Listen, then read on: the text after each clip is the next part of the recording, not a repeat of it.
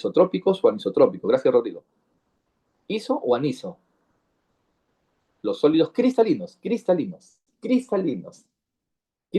sólidos cristalinos. Sólidos cristalinos son anisotrópicos, correcto, anisotrópicos. En cambio, los sólidos amorfos son isotrópicos. Por ejemplo, un experimento de laboratorio muy común dentro de la universidad es que nosotros, por ejemplo, ¿no? Agarramos azufre, el que de repente puedes comprar en la farmacia, ¿ya? Pero ten cuidado, la piedra de azufre tiene un olor bastante desagradable. Si se llegara a quemar, desprende vapores o un gas que es el dióxido de azufre, que es altamente corrosivo para nosotros, dañino y tóxico, ¿no? Y nos puede afectar mucho a la salud. Entonces, con cuidado se hace en el laboratorio lo siguiente, ¿no? Ponemos en un tubito de ensayo algo de azufre, lo llevamos al mechero y lo empezamos a calentar. ¿Ya? ¿Qué vamos a hacer? Vamos a esperar que empiece a volverse líquido. ¿Ya? Mira, volverse líquido. Una vez que está líquido, tenemos un vaso con agua, y el azufre que lo hemos vuelto líquido, ¿ya? Que fue un azufre cristalino, lo hemos vuelto líquido, mira, sólido cristalino, ¿ya? Que era líquido, lo he hecho rápidamente al agua. ¿Qué pasa cuando lo echo al agua a ese líquido? Se lo he fundido. ¿Qué va a pasar? Inmediatamente se enfría. ¿Y cómo es el enfriamiento? Violento, rápido. ¿Ya? Cae el azufre líquido al agua, ¿ya? Y observo que tiene una apariencia como si fuera un plástico. Lo retiro, ya frío lo retiro, y les tiro así, ¿no? Plástico, parece plástico. Dime, ¿qué azufre has elaborado? ¿Cristalino o amorfo? ¿Qué tipo de sólido es ahora?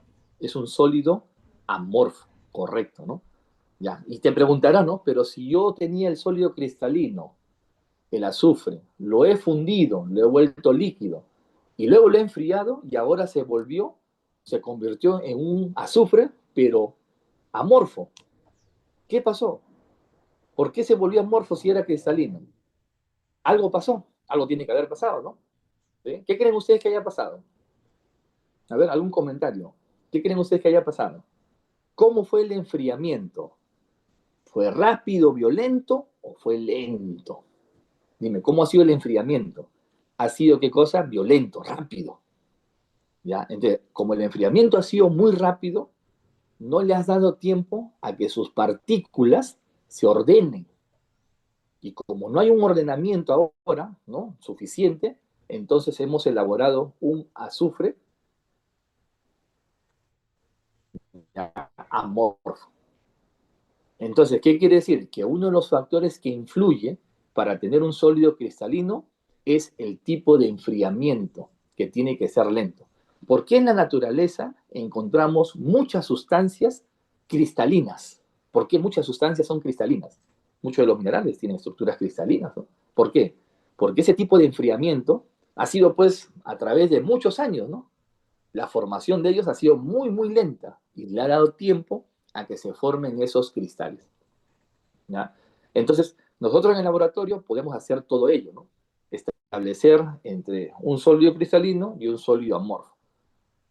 ¿Ya? Entonces, por ejemplo, ¿no? Otro experimento que tal vez usted sí lo pueda hacer en casa, ¿no? Con cuidado, aprendiendo en casa, es que yo vaya a la farmacia, compre de repente un sobrecito de sulfato cúprico de color medio azulito, ¿ya? Y me dan, parece, pues, un sólido que aparenta ser cristalino. Entonces, ¿qué hago yo? Lo disuelvo en agua, en la menor cantidad de agua, ¿no? Una cantidad de sulfato cúprico pentihidratado, ¿ya? Estoy hablando así, entre comillas, ¿no? Entre comillas, de manera rutinaria. Entonces, agarro un poquito de la sal, de sulfato cúprico, agarro un poquito de agua caliente, caliente, no hirviendo, caliente, y voy a agregar la menor cantidad, ¿no? La menor cantidad. Le agrego, lo disuelvo.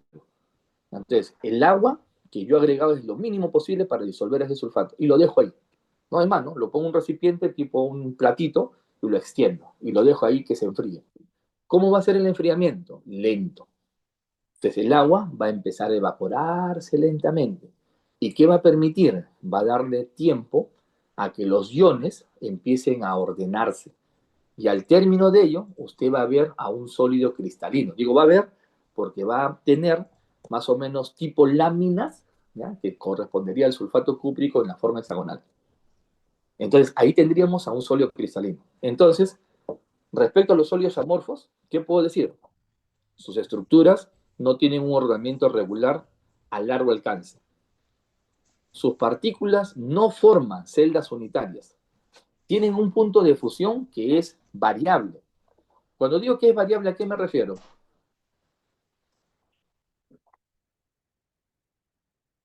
Claro, puede ser, o podemos interpretar eso de variable, que se va fundiendo, ¿no? Que empieza a volverse líquido, de repente la temperatura por un momento permanece constante y luego sube, ¿no? Nuevamente de repente constante y algo sube, ¿no? O sea, no es tan definido como si lo es en un sólido cristalino. Son isotrópicos, y ya hemos visto eso. Ejemplos bastante conocidos. Yo te apuesto que si tú miras tu vestimenta, ¿ya? Como estás vestido en estos momentos, o muchas cosas que ves a tu alrededor, vas a observar, ¿qué cosa? Vas a observar que hay muchos sólidos amorfos. Por ejemplo, de repente a la distancia veo un vaso de vidrio amorfo. La suela de nuestras zapatillas, de nuestros zapatos, sandalias, de repente está hecho de caucho, hule, ¿no? Plásticos, tenemos cualquier variedad, ¿no? De una botella, ¿no? De repente cuando ustedes estaban en el CEPRE, tomaban su desayuno, llevaban pues una botellita de plástico. El azufre amorfo, mira, azufre amorfo, la madera, las piedras, roca, celulosa y etcétera. Todos ellos son sólidos amorfos. Pregunta 5. ¿Ya? De la siguiente lista de sólidos cristalinos, indique el orden dado, el sólido de menor y de mayor punto de fusión. ¿Está bien? Entonces, para eso, usted debe conocer dióxido de carbono. Ya, dióxido de carbono sólido. Cobre, cobre sólido. Nitrato de potasio. Y diamante, diamante. Ya, entonces, clasifícalo. El dióxido de carbono es un sólido molecular, ¿no? Entonces diré sólido cristalino molecular. El cobre es metálico. El nitrato de potasio es un sólido cristalino iónico. Y el diamante es un sólido cristalino metálico también. Perdón, covalente. Covalente. Covalente. Covalente. Muy bien, covalente. Ya. A ver. Indique, dice, el de menor y el de mayor punto de fusión. Ya. ¿Quién cree usted que tendría mayor punto de fusión? Que es característica de este tipo de sólido cristalino. ¿Quién? ¿El sólido cristalino molecular metálico iónico o covalente? ¿Qué hemos dicho? De los que tienen red covalente, que típicamente presentan, correcto, mayor punto de fusión. Entonces, el que tiene mayor punto de fusión correspondería al diamante, 4. ¿Ya? ¿Y quién tendría el de menor? Un sólido cristalino de red, perdón, de enlaces químicos o de fuerzas intermoleculares. Porque enlaces químicos serían estos tres, metálico, iónico, covalente. Y de fuerzas intermoleculares serían, el de acá, ¿no? Fuerzas intermoleculares, correcto, muy bien, Iván. Entonces, ¿correspondería a quién? Correspondería a 1. Entonces, ¿a quién tendría? Tendría, pues, a 1 y 4. ¿Dónde está 1 y 4? En la respuesta B. Muy bien. ¿Ya? Entonces, así es sencillo, ¿no? O sea, ya la clasificación me permite establecer, pues, la respuesta a esta preguntita. Pregunta 6. Identifique como verdadera o falsa, según corresponda a cada una de las siguientes proposiciones. Ya. La parafina, que es la cera, ¿conocen la parafina? Sí, ¿no? Cuando se va la luz que compramos o que tenemos a veces guardado, una vela. Ya, eso es lo clásico. El grafito, acuérdate que el grafito es un sólido cristalino de red covalente, mientras que el hielo seco es un sólido cristalino molecular. Entonces, para no perder la secuencia, voy a poner molecular por acá, ya, sólido cristalino molecular, por acá voy a poner de red covalente, no te olvides, de red covalente, y la parafina, pues en realidad la parafina es la vela, ¿no? Parafinas, ¿te acuerdas en química orgánica a quienes se les suele designar así como parafinas, parafinos de poca reactividad? A los alcanos, ¿no? Correcto, ¿no? A los alcanos, muy bien, a los alcanos. Entonces, si hablo de un alcano, un hidrocarburo, diría pues que es un sólido molecular, muy bien, un sólido molecular, ¿no? Un sólido cristalino molecular. Un sólido molecular, ¿no? Por el momento. Molécula, está formada por moléculas. Ya, de estos que tenemos acá, parafina, grafito y hielo seco, ¿cuáles son, o cuál es cristalino y cuál es amorfo? ¿Ya? A la vista salta que el grafito y el hielo seco son cristalinos, Q y T. Y P de parafina viene a ser, ¿qué cosa? Viene a ser amorfo, ¿sí? Es un sólido amorfo. La cera, pues, ¿no? Sólido amorfo. Entonces dice, Q y T son sólidos cristalinos. Eso es correcto.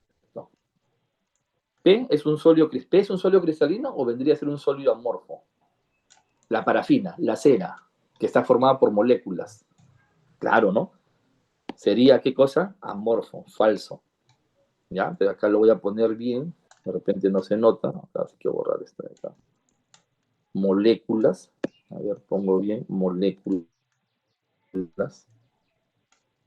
Formado por moléculas. Ya. Q es un sólido cristalino iónico. Q, red covalente. Q es grafito. Q es un sólido cristalino iónico, no, falso, es un sólido cristalino de red covalente. Y T es un sólido cristalino de bajo punto de fusión. Bueno, sí, sí es cierto, comparado con los sólidos iones. Entonces es falso, ¿no? Por la primera parte. Entonces, como respuesta tendríamos a la A, ¿no? Verdadero, falso, falso. Siguiente pregunta. Identifica el tipo de sólido cristalino en cada caso respectivamente.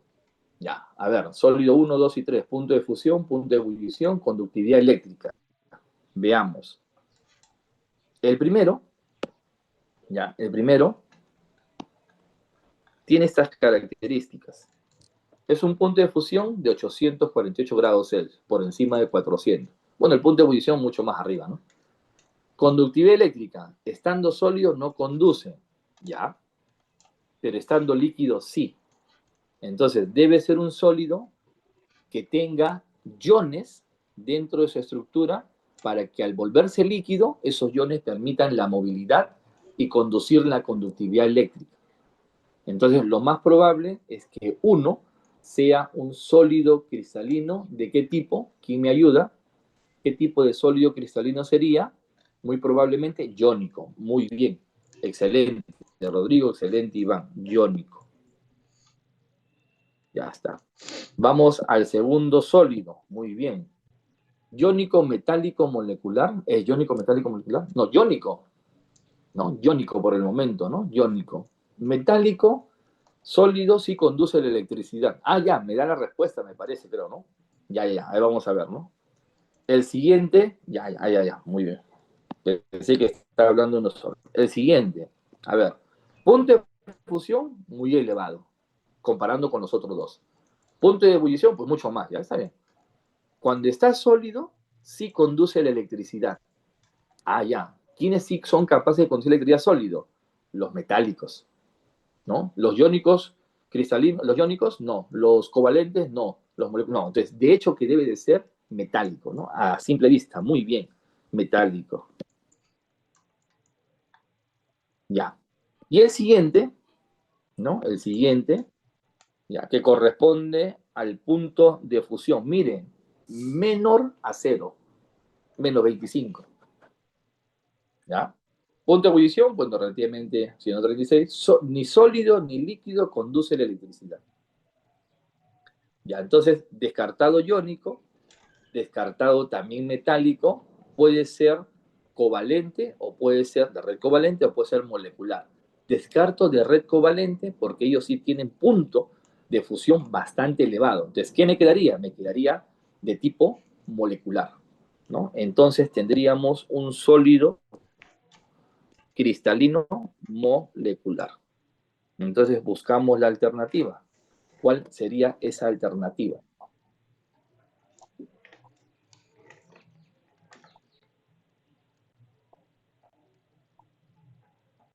Ya, ¿cuál es la respuesta? Iónico, metálico. A ver, ¿lo encuentro? Iónico, metálico. Ah, la D, ¿no? Gracias, la D. Ya, muy bien. Pregunta 8. ¿Cuál de los siguientes tipos de sólidos cristalinos tienen generalmente puntos de fusión más bajos? Generalmente, puntos de fusión más bajos de los sólidos cristalinos. Ya, los que tienen enlaces químicos o fuerzas intermoleculares. ¿Hacia dónde voy a apuntar? ¿Por dónde me inclinaría? ¿Por dónde? Por los intermoleculares. Y antes voy a buscar uno que tenga fuerza intermolecular. Pero acá tenemos a tres, ¿no? Aquellos que puedan tener, ¿no? Dipolo-dipolo, interacciones, que puedan tener London o que puedan tener puente hidrógeno. Aunque ya sabemos que en una molécula, indistintamente si es polar o polar, tiene London siempre, ¿no? Ya, más dipolo-dipolo o puente hidrógeno. Ya, y de esas tres, ¿por cuál me inclinaría más todavía para que el punto de fusión sea bajo? Si solo tuviera ¿qué? ¿Qué tipo de fuerza solo tuviera? De las tres, ¿solamente qué? London, ¿no? O sea, por ella me estaría inclinando un poco más.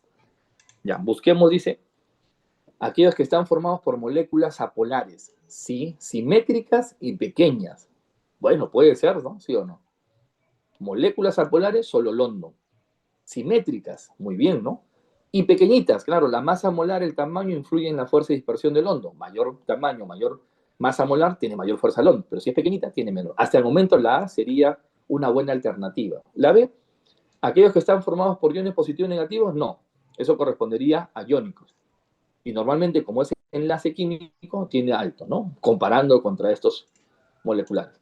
Entonces, hasta el momento, diremos que puede ser, no, bueno, no sé si poner falso, simplemente creo que voy a poner una X, un check nada más, este puede ser, este no. La C, aquellos que están formados por moléculas polares, no, pues no, ya hemos dicho, ¿no?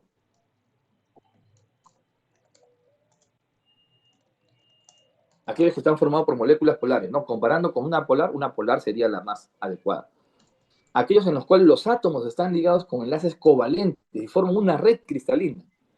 Hemos dicho que los sólidos de red, ¿no? Normalmente tienen la característica de presentar muy altos puntos de fusión, descartados. Aquellos que están formados por iones positivos y electrones, se refiere a enlace metálico, ¿no? Tampoco. Entonces, efectivamente, nuestra respuesta sería la A. Siguiente pregunta 9. En los sólidos cristalinos, los átomos, iones o moléculas están dispuestos en forma regular y tienen un orden continuo. Con respecto a los sólidos cristalinos, indiquen la alternativa incorrecta. ¿Ya? Nos están preguntando por la alternativa incorrecta. ¿Ya? Veamos la primera. Se caracterizan por presentar punto de fusión definido. Eso es cierto, pues un sólido cristalino. Todo sólido cristalino, sea iónico, sea covalente. ¿Ya? Los sólidos covalentes son anisotrópicos. ¿Quiénes son anisotrópicos? ¿Los cristalinos o los amorfos? Los cristalinos. Y un sólido covalente es un tipo de sólido cristalino, ¿sí o no? Un sólido covalente es un tipo de sólido cristalino. Entonces, ¿son anisotrópicos? Sí, correcto. Los sólidos cristalinos covalentes generalmente presentan puntos de fusión altos. Sí, es la característica. ¿Por qué razón? Dime, ¿por qué razón? Porque forman red covalente. Forman una red covalente, una red de pescar, acuérdate, como una red difícil de poder romper las interacciones que hay entre ellos, los enlaces covalentes. Un ejemplo de sólido cristalino iónico es el sulfato de cobre 2, ¿sí, no? Porque es compuesto iónico, ion cobre 2, ion cúprico y ion sulfato. Los sólidos moleculares tienen bajos puntos de fusión debido a que se unen por enlace covalente. Falso. ¿Por qué? No están unidos por enlace covalente, sino unidos por Fi. ¿Por qué Fi? Fuerzas intermoleculares. ¿Y por qué digo fuerza intermolecular? Porque ya me está diciendo que se trata de un sólido molecular. En los sólidos moleculares hablamos de fuerzas intermoleculares. Entonces la incorrecta, pues justamente sería la E. ¿Ya? Muy bien, hasta aquí. ¿Alguna duda, alguna pregunta al respecto? Ahora lo que vamos a abordar corresponde, ninguna, ya, gracias Diego. Ahora lo que vamos a abordar corresponde a lo que es soluciones y coloides, ¿no? Es un tema bastante sencillo, bastante fácil, ¿ya? Vamos a hablar de sistemas dispersos, ¿no? O sea, dentro de los sistemas dispersos que describiremos están los coloides, las suspensiones y las soluciones. ¿Ya? En un sistema disperso yo voy a encontrar una fase dispersa y una fase dispersante. ¿no? Por ejemplo, antes de ir a la definición que tenemos en la siguiente diapositiva, ¿no? Por ejemplo, usted tiene acá, ya, vamos a copiar, ya, vamos a duplicar, triplicar, mejor dicho. Tiene usted 3 recipientes, ¿no? Los 3 recipientes, vamos a suponer que tienen la misma cantidad de agua. Mira, agua. Ya, voy a tener agua en los 3. Ahí están los 3, ¿no? Entonces, para nuestro caso, tenemos una cierta cantidad de agua, agua líquida. Al primer recipiente, usted le va a adicionar una cantidad muy pequeña de arena. Entonces, acá le va a adicionar arena. ¿Ya? Al siguiente le va a agregar una cierta cantidad de gelatina. ¿Ya? Una cierta cantidad de gelatina. Gelatina de cualquier marca.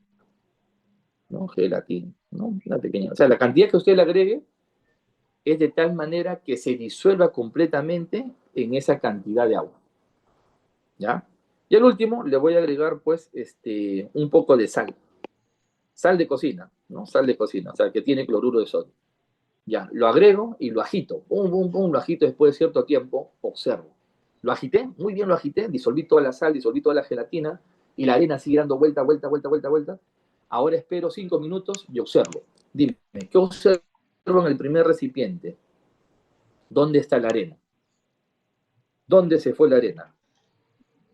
¿Dónde? Al fondo del recipiente. ¿Sedimentó o no sedimentó? Al fondo, correcto, ¿no? Al fondo. Se dice que la arena ha sedimentado. ¿Quién ha influido? Simplemente la gravedad, ¿no? Entonces, simplemente no existe una afinidad entre la arena y el agua. Entonces, tengo un sistema que corresponde a un tipo de mezcla, y tú lo conoces. ¿La mezcla es homogénea o heterogénea? Uy, no se ve bien. Dime, ¿la mezcla es homogénea o heterogénea? Excelente. Se trata de una mezcla, M de mezcla, de heterogénea. Es una mezcla heterogénea. No existe afinidad entre el agua y la arena. El agua viene a ser la fase, el agua viene a ser la fase dispersante. La arena, la gelatina y la sal viene a ser la fase dispersa, la que se va a distribuir en la fase dispersante. ¿Ya? Entonces, en este caso, veo una mezcla heterogénea. La gelatina y el agua se ha disuelto completamente. ¿Puedes ver la gelatina? ¿Podrías ver a la gelatina? Bueno, a simple vista no, ¿no? ¿Ya? ¿De qué tipo de mezcla se trata? ¿Homogénea o heterogénea? Bueno, a simple vista no logro ver a ninguna partícula de esa gelatina. Pero si yo me ayudo de un microscopio, voy a lograr ver las partículas de la gelatina. Esas micelas voy a poder lograr. Entonces se trata de una mezcla también heterogénea. Acuérdense que la clasificación de mezclas tenemos que usar en muchos casos un medio óptico, como un microscopio, para poder visualizar a la partícula. Entonces, algunos autores le ponen acá, ¿no? Mezcla microheterogénea, microscopio microheterogéneo. ¿Ya? Ojo, estamos hablando primero de mezclas. Y al último, la sal en el agua se ha disuelto completamente. ¿Utilizo el microscopio? ¿Puedo ver a los iones, sodio, iones cloruros? No. Entonces, ¿de qué tipo de mezcla estamos hablando? De una mezcla homogénea. Y ya tenemos los 3 tipos de sistemas dispersos. El primero recibe el nombre de una suspensión, donde el tamaño de partícula, en muchos casos, es visible a simple vista o también con ayuda de una lupa o un microscopio. ¿Ya? Tenemos a un coloide, donde el tamaño de partícula, ¿no?, se puede visualizar con ayuda de un dispositivo, microscopio electrónico, en muchos de los casos. Y una solución que es una mezcla homogénea, donde ni con ayuda del microscopio se puede visualizar a la partícula dispersa. Me refiero a los iones sodio, los iones cloruros. Entonces, esos son sistemas dispersos. ¿Qué es un sistema disperso? Es aquel sistema donde se encuentra distribuido, ¿ya? Distribuido partículas de diferentes tamaños, ¿no? Se encuentra distribuido, diseminado, ¿no? Partículas de diferentes tamaños en el seno o el interior de otra partícula, que es la fase dispersante. ¿Quién se encuentra distribuido continuamente? ya, distribuido continuamente, se encuentra la fase dispersante. De ahí es que se designe como medio continuo. ¿Ya? En cambio, la fase dispersa se le dice medio discontinuo. Discontinuo. Entonces, nuestro medio continuo discontinuo puede ser un sólido, un líquido o un gas. Dependiendo del sistema, ¿no? Yo voy a poder clasificarlo en algo en particular. Pero en términos generales tenemos suspensión, coloide y solución. Normalmente, quien se encuentra distribuido, bueno, no normalmente, sino quien se encuentra distribuido es la fase dispersa. Y dependiendo del tamaño, yo voy a poder clasificarlo dentro de los coloides en un coloide en particular. Entonces, la arena en el agua es una suspensión porque el tamaño de la partícula dispersa, las partículas de arena, está por encima de los 1000 nanómetros. En la gelatina, es un coloide en el agua. ¿Por qué? Porque el tamaño de la partícula dispersa está entre 1 y 1000 nanómetros. Y en una solución, el tamaño de las partículas dispersas, llámese los iones o una molécula, está por debajo de 1 nanómetro. Si gustas en Armstrong, 10 Armstrong, 10.000 Armstrong, y el otro mayor a 10.000 Armstrong. Entonces, esos son sistemas dispersos. ¿Qué es un sistema disperso? Es la distribución, ¿no? ¿Ya? Es la distribución simplemente de una fase dispersa o medio discontinuo en un medio continuo o fase dispersante. Son mezclas homogéneas heterogéneas que se diferencian sus propiedades por el diferente tipo de tamaño de la partícula dispersa en el medio. Medio disperso y medio dispersante. Me olvidé algo más, ¿no? A ver, miren, usted consigue un láser. Antes del láser. Usted me había dicho que las partículas de arena se fueron al fondo, sedimentaron. Ojo, sedimentaron. ¿Y aquí influye? Bueno, la gravedad, ¿no? Ya, en cambio, ¿qué pasa con las partículas de la gelatina? ¿Qué pasa con las partículas de la gelatina? ¿Sedimentan o no sedimentan en el tiempo? ¿Son estables o no son estables? No sedimentan. Son estables en el tiempo. ¿Por qué? Porque sus partículas, voy a ser exagerado, tienen un movimiento en zigzag que evita pues justamente que sedimenten. ¿Y cómo se llama ese movimiento? ¿Quién se acuerda? Movimiento browniano. Correcto, movimiento browniano. En cambio, en una solución, una mezcla homogénea, el movimiento es molecular o movimiento iónico y las partículas tampoco sedimentan. En el tiempo, yo puedo haber preparado una solución de cloruro de sodio hace 5 años y no va a sedimentar durante ese tiempo, y mucho más todavía, ¿no? No va a sedimentar. Ya, ahora, yo voy a agarrar un láser de color rojo, que necesito por acá, color rojo, ¿ya? Un láser color rojo, y lo voy a pasar a través, ¿sí? Lo voy a pasar a través de cada uno de los dispositivos que tengo acá, de los sistemas. ¿En cuál de ellos, en la mezcla, se ve la trayectoria del láser rojo? O sea, ¿quién es capaz de dispersar a la luz de color rojo? En mi ejemplo. ¿Quién? ¿La suspensión, el coloide o la solución? ¿Dónde voy a ver eso? Ah, ya, fácil, ¿no? Voy a ver la trayectoria del láser rojo en los coloides. Y esa dispersión selectiva de la luz por parte de las partículas de un coloide se le llama efecto Tyndall. Muchos coloides, líquidos o gases, exhiben esta propiedad, efecto Tyndall. En algunos casos, en las suspensiones, a veces es imposible que pase, ¿no? Porque son opacas. En la solución, no, transparente. A pesar que tengan color, ya que pueden tener color, entonces no, la luz pasa simplemente, ¿no? La partícula es tan pequeñita que no interacciona con el haz. ¿Ya? Entonces, esas características las vamos a ver por acá. El medio disperso, partícula dispersa, disgregada, diseminada en cualquier tamaño y en estado de agregación. Dependiendo de su tamaño, puede formar o no una fase distinta a la del medio dispersante. Claro, si es afín al medio, de repente se disuelve completamente y estaría hablando de las soluciones. Si no existe afinidad, de repente es hidrofílica o es hidrofóbica, te puede formar de repente algún tipo de coloide o de repente una suspensión. El medio dispersante determina el estado aparente, el estado o el aspecto físico del sistema disperso, componente en el que se distribuye el medio disperso. Es de carácter continuo y puede estar en cualquier estado de agregación, sólido, líquido o gas.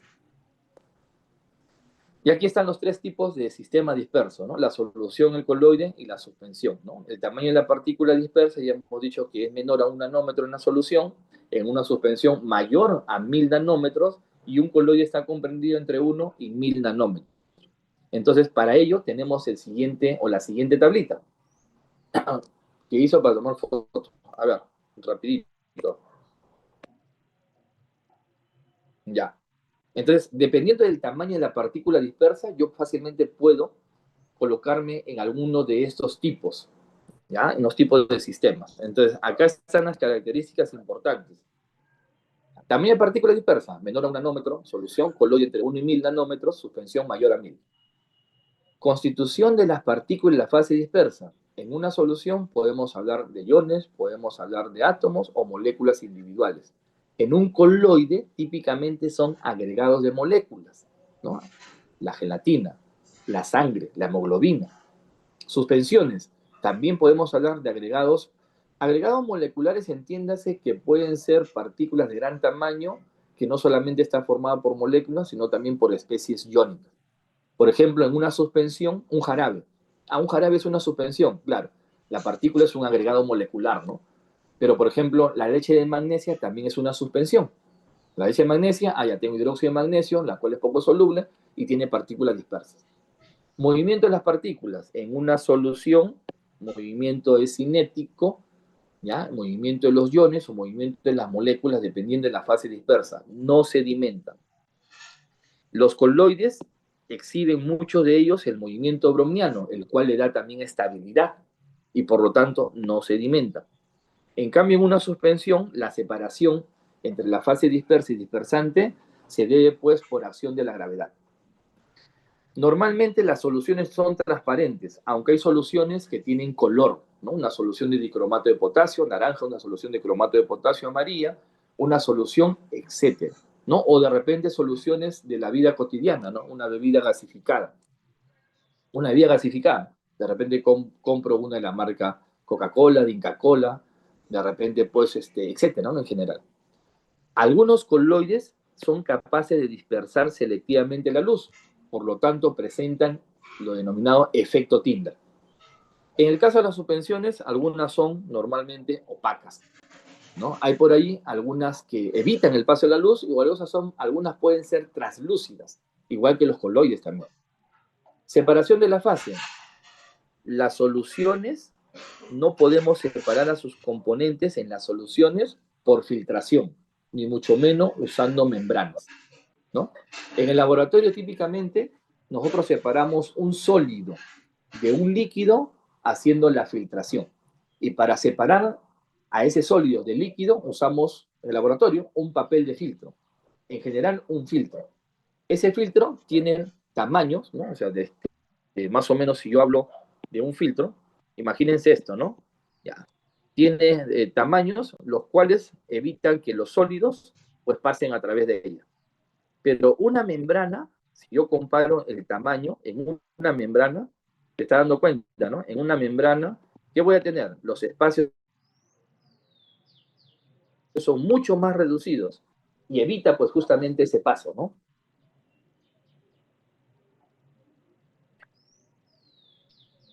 Ya. Entonces, en el caso de las soluciones, no se pueden filtrar, ni tampoco con membranas, que son las aberturas mucho más pequeñitas. En cambio, en un coloide, las partículas no son retenidas por un filtro, pero sí por membranas. ¿Ya? Hoy en la actualidad podemos hablar de ultramicrofiltración, o sea, una filtración entre comillas, pero que utiliza pues una membrana o un papel que tiene un tamaño muy, pero muy pequeño, ¿no? Por debajo de 5 micras, ¿no? Por debajo de 5 micras. Ya estamos diciendo que un nanómetro, ¿no? Por debajo de 5 micras, o sea, puede retener agregados moleculares de gran tamaño dentro de coloides, dentro de 1 y 1000 nanómetros. ¿Ya? No se separa por filtración simple, pero sí en muchos casos por membranas. Y las suspensiones se separan simplemente por sedimentación o por una filtración simple, usando también en el laboratorio papel filtro simple. Ejemplos comunes, soluciones, agua salada, el aire, azúcar disuelto en agua, alcohol en agua. Los coloides, miren, conocidos, la leche, la gelatina, hace rato que habíamos visto el ejemplo, la niebla, la neblina, la espuma de jabón, ¿no? La espuma de afeitar, la mayonesa, la sangre son ejemplos comunes de coloides. Mientras que en las suspensiones, arena en agua, un jugo de frutas con pulpa, ya el lodo, ¿no? La leche de magnesia, etc. Entonces, estas son las características, ¿ya? Son características principales de los sistemas dispersos. Entonces, en la descripción podemos tener lo siguiente. Pregunta 1. Señale verdadero o falso. Las soluciones son sistemas, son dispersiones, las soluciones son dispersiones homogéneas, ¿sí, no? De tamaño de partículas menores a 10 al cubo picómetros, frente a coloides no homogéneos con partículas entre 10 al cubo picómetros y 10 a la 6 picómetros. Entonces, para poder responder ello, simplemente tendríamos que hacer una conversión de unidades, ¿no? Ya, a ver si me ayudas en la conversión de unidades. Ya, a ver, en la conversión de unidades, ¿estaría bien? ¿Estaría mal? Entonces, ¿qué digo por acá? Usted tiene 10 al cubo picómetros. Ya, vamos a ver. Verdadero me dice por ahí. Un picómetro, ¿a cuántos metros equivale? De repente empezamos por ello, recordando. Entonces decimos un picómetro 10 a la menos. ¿Menos cuánto?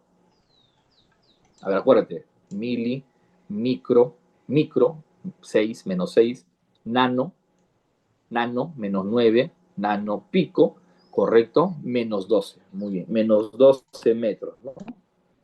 Y luego digo por acá, un metro, o nuevamente acá, ¿no? Como hemos visto, hemos dicho nanómetros, ¿no? Menor a un nanómetro, entonces pongo nano, ¿no? Para verificar. Un nanómetro es 10 a la menos, nano, 10 a la menos 9 metros, correcto. Entonces, entre pico y nano hay 1000 de diferencia, ¿no? Ya, y esto es hablar de cuánto, menos 12 con 3 menos 9 y menos 9, o sea, es hablar de un nanómetro. Correcto, ¿no? Es hablar de un nanómetro. Entonces, en el caso de las soluciones, el tamaño es menor a un nanómetro, si es verdadero. Los coloides están entre 1 y 1000 nanómetros, o sea, 10 al cubo, 10 a la 6 picómetros, sí. Verdadero, como me dijo uno de sus compañeros por interno. Muy bien. La segunda, un coloide es una dispersión de partículas de una sustancia, fase dispersa, en un medio dispersante formado por otra sustancia. A ver, ¿qué hemos visto en el cuadrito? ¿No? Un coloide es una dispersión de partículas de una sustancia, ¿sí? O puede ser un agregado, ¿no? Puede ser un agregado. ¿Ya? Normalmente en los coloides hablamos de agregados moleculares. A ver, mire acá el cuadrito. ¿Ya? Coloide, agregado de moléculas. Típicamente, agregado de ¿qué? De moléculas. Acá está. ¿Ya? Agregado de moléculas. Entonces, de una sustancia, fase dispersa en un medio dispersante, formado pues por otra sustancia. Pues, o sea, sí, otra sustancia puede ser. En algunos casos en particular puede darse que puede ser una sustancia, ¿no? A ver, lo dejamos en stand-by. 3. Un coloide gaseoso presenta un medio dispersante y un medio disperso gaseoso. Si el medio disperso es un sólido líquido, manteniéndose como gas el medio dispersante, se trata de una solución. Este último es sí o sí falso. ¿Por qué razón? ¿Quién me dice? ¿Por qué razón es falso? ¿Por qué es falso este último? Ya lo hemos visto en gases. Acuérdate que en gases hemos visto. ¿Qué hemos visto? Que toda mezcla de gases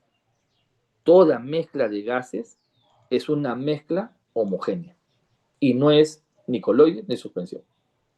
Entonces, como me dice acá un coloide gaseoso que presenta tanto el medio dispersante y el medio disperso gaseoso, entonces no se trata de un coloide. si no se trata de una sola solución. Entonces, por lo tanto, sería falso.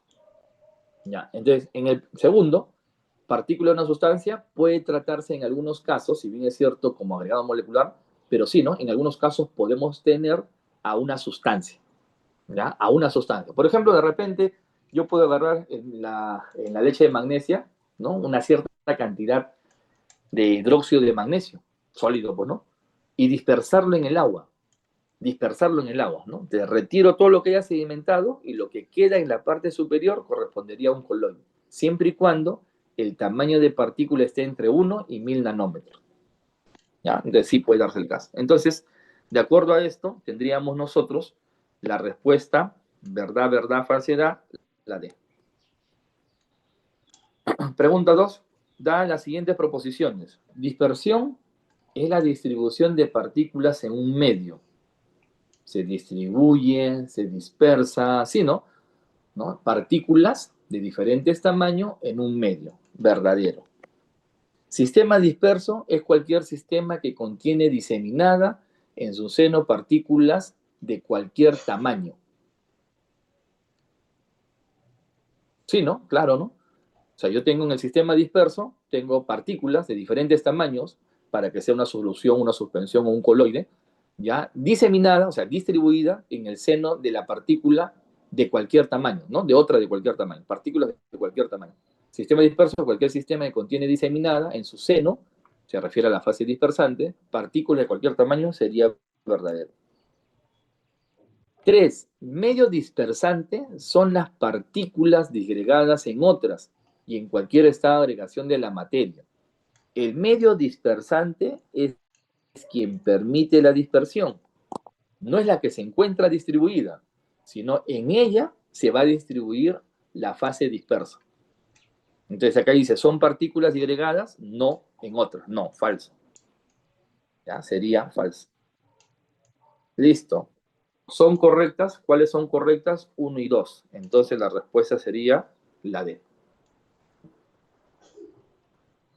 Dentro de los sistemas dispersos hemos mencionado suspensiones, coloides y soluciones. Las suspensiones, ya hemos visto en el ejemplo que no existe afinidad entre la fase dispersa y dispersante. Por ejemplo, una suspensión bastante conocida es en verano cuando en nuestra sierra llueve torrencialmente. Y esto trae, pues, consecuencias como la producción en ciertas zonas de huaico. Entonces, ¿qué acarrea? Acarrea piedra, lodo, tierra, todo lo que encuentras alrededor. Si esto va a un cuerpo de agua, sea un río, de repente un lago, una laguna, lo que hace es formar suspensiones. Porque el lodo queda suspendido en la partícula, ¿ya? Y si yo lo dejo en el tiempo, en el tratamiento de agua, ¿no? Si yo esa agua con alta carga orgánica, el lodo y todo lo demás, pasa por un tratamiento que se hace en Sedapal, entonces la separación de las partículas de gran tamaño se van a ir al fondo. Y esa etapa de separación de sólidos de gran tamaño dispersos en el líquido se llama sedimentación. Sedimenta. Entonces, algo así, por ejemplo, tal vez que usted agarre en casa, ¿no? Más o menos, y disuelva cocoa o cacao, ¿no? Entonces, agrega, va, agita, y parte de lo que no se ha disuelto lo ve en el fondo, sedimentó, va a sedimentar. Entonces, una suspensión, ¿ya? Un sólido, fase dispersa, en un líquido o gas, fase dispersante. Sólido sedimenta por gravedad, cuyo diámetro de partícula es igual a mayor o igual a 1000 nanómetros. Estas partículas son retenidas por filtros, claro, fácilmente se pueden filtrar, y también por membranas. En muchos de los casos, visible a simple vista, ¿no? Las suspensiones son opacas, evitan el paso de la luz muchas veces. O sea, yo paso el láser, no veo nada, pues, ¿no? Entonces, aquí, por ejemplo, más o menos, ¿no? Imagínense que yo agregué un cierto sólido al agua, lo agité, y está en movimiento y aparenta que está distribuido y pareciera que está disuelto, pero falso, ¿no? Lo dejo buen tiempo, reposa, y las partículas, como tienen gran tamaño y de repente se han aglomerado, sedimentan y ocurre la sedimentación. Reposo y veo dos fases, una comprendida por la fase o por el sólido que no se ha disuelto y la otra por el líquido. ¿ya? Aquí, por ejemplo, tenemos como parte del tratamiento de agua, ¿no? Tenemos un agua muy cargada de sólidos que están en suspensión. Entonces, como parte de su tratamiento, tendríamos que hacer que esos sólidos que están suspendidos, pues simplemente sedimenten. Entonces, agregamos de repente un coagulante, se forma un floc de gran tamaño y por acción de la gravedad empieza a separarse y ocurre la sedimentación. ¿Cómo me doy cuenta que ya ocurrió la sedimentación? Porque yo voy a ver una parte, una porción de este líquido completamente transparente arriba y todos los lodos que se han formado en el interior. Son ejemplos de suspensiones: arena con agua, agua con cocoa, jarabes, la leche de magnesia, el engrudo. De repente hemos preparado a partir de almidón en casa con agua caliente, hemos tratado de dispersar, ¿no? El, en este caso, pues, la harina, ¿no? El compuesto orgánico, y no se ha hecho muy bien, ¿no? El engrudo, ¿no? Jugos de frutas y entre otros. Técnica de separación: la filtración a nivel de laboratorio, en una planta de tratamiento de agua, de repente la sedimentación, tenemos unos sedimentadores que usted ve ahí, ¿no? Y en el laboratorio, pues, fácilmente por centrifugación, ¿no? Colocamos un tubito que tiene la mezcla heterogénea, ¿no? Prendemos la centrífuga y finalmente se logra separar, ¿no? En el fondo quedan todos los sólidos y en la parte, pues, el líquido sobrenadante, ¿no? Que contiene de repente a una especie que nosotros necesitamos. Igual, ¿no? La sangre también se puede separar por filtración, ¿no? Aunque en este caso correspondería, pues, a un coloide. Y justo, ¿no? Los coloides son dispersiones formadas por moléculas gigantes. Ejemplo, la hemoglobina en la sangre, ¿no? O agregados moleculares. De repente, pues, un sólido disperso como partículas sólidas en el aire, un aerosol sólido. O de repente gotitas de agua líquida dispersas también en el aire, un aerosol líquido. ¿Ya? Ejemplos, respectivamente, el aerosol sólido, el humo, ¿no? Aerosol líquido, tenemos, por ejemplo, las nubes, ¿ya? Pero el tamaño de la partícula dispersa está entre 1 y 1000 nanómetros. Características: cinéticamente son estables y no se aglomeran. Resulta que las partículas coloidales tienen cargas superficiales y esas cargas superficiales evitan que puedan unirse y aglomerarse. Más o menos así, ¿no? O sea, más o menos así, ¿no? Muy rápido, muy rápido. ¿No? Yo tengo, por ejemplo, una partícula coloidal por acá, ¿no? Tengo otra partícula coloidal. Entonces, estas partículas coloidales se están moviendo, ¿no? O sea, estoy dibujando arbitrariamente las partículas, ¿no? Pero están entre 1 y 1000 nanómetros. Entonces, fácil, ¿no? Si estas dos partículas se encontraran, formarían un agregado de gran tamaño. Si se encontrara con él, crecería mucho más, mucho más, mucho más, y de tal manera que al tener un gran tamaño fácilmente podría sedimentar, siempre y cuando se aglomeren, ¿ya? Pero como se están moviendo en forma de zigzag, ¿no? En forma de zigzag, vamos a poner así, movimiento browniano. Entonces, de alguna u otra manera, o tarde o temprano, estas partículas coloidales se pueden encontrar. Entonces, existe gran probabilidad que al encontrarse se aglomeren. Pero la pregunta es, ¿por qué no se aglomeran?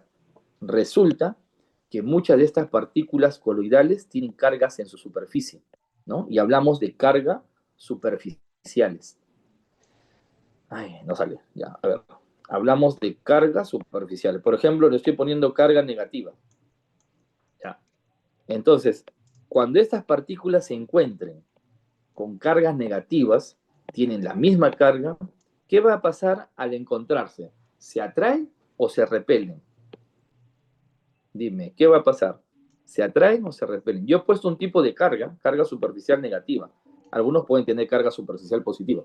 Entonces, si se encuentran dos partículas coloidales con la misma carga, simplemente hay repulsión y nunca se van a aglomerar, ¿sí o no? Entonces, la pregunta es bien fácil.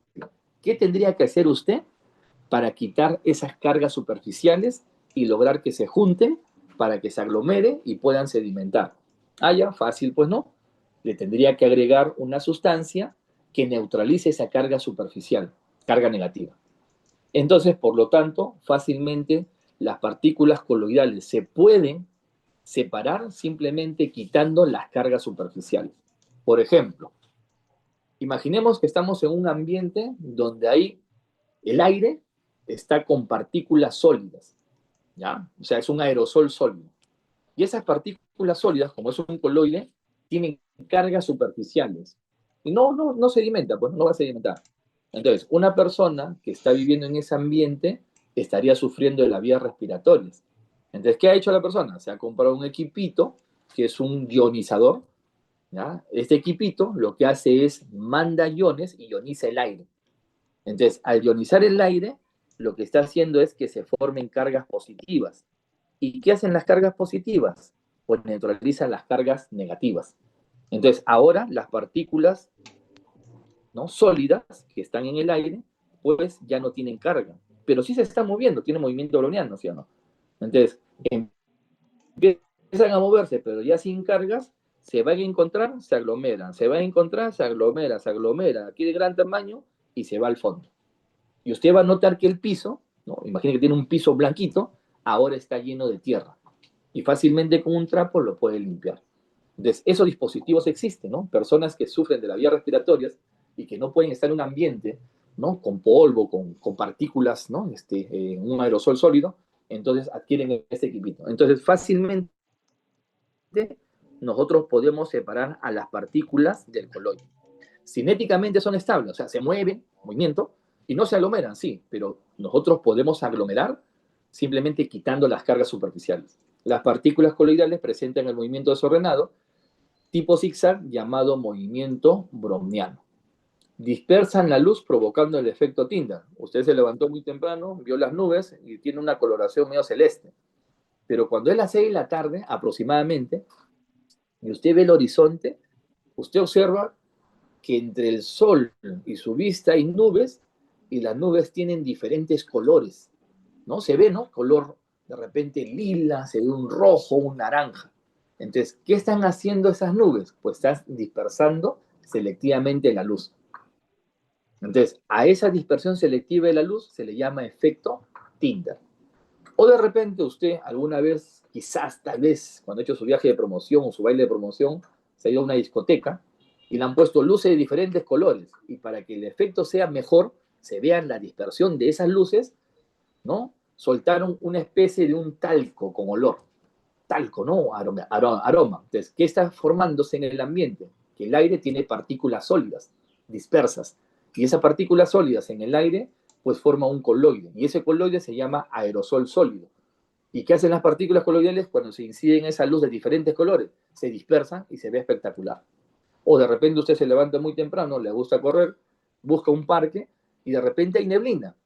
Y justo está el sol también, ¿no? Y usted ve el haz de luz que pasa por los lados, ¿no? Entonces, estamos hablando del efecto Tyndall. Las partículas pasan a través de filtros, no son retenidos por filtros, pero sí se pueden retener por membranas. Resalta eso, por favor, ¿no? O sea, no detenidos por filtros, pasan los filtros, pero las membranas sí lo retienen. Y muchas veces también en el laboratorio, como les comenté, por ejemplo, se pueden separar por centrifugación, ¿no? Un ejemplo de un coloide sería la sangre, ¿no? Los técnicos en laboratorio, los laboratoristas, ¿no?, que piden, los médicos cuando piden análisis de sangre y quieren analizarla, pues simplemente separan a las plaquetas del suero por centrifugación. La mayoría son turbios, opacos, lechosos, blanquecinos, ¿ya? Entonces, los colores o la forma, la apariencia, el aspecto, depende del tipo de coloide que nosotros estemos analizando.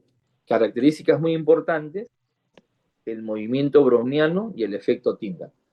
¿Quiénes exhiben este tipo de movimiento y efecto Tyndall? Normalmente los sólidos, donde la fase dispersante sea o un líquido o un gas, ¿ya? Si la fase dispersante es un sólido, ¿no?, en el buen sentido, no hay pues este tipo de efecto Tyndall, ¿ya? Porque sólido, pues, no va a dejar pasar el haz, ¿no? Movimiento browniano.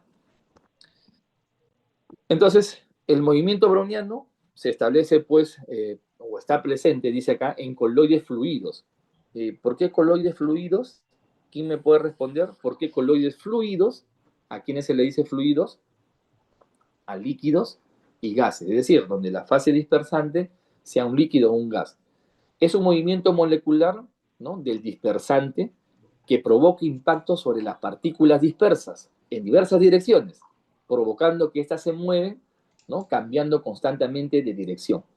O sea, la fase dispersa lo que está haciendo es chocando con la fase dispersante. Pum, pum, pum, pum, pum, ¿no? Y por eso es que nosotros, cuando hemos querido representar el tipo de movimiento browniano, lo hemos dicho que está en forma de zigzag.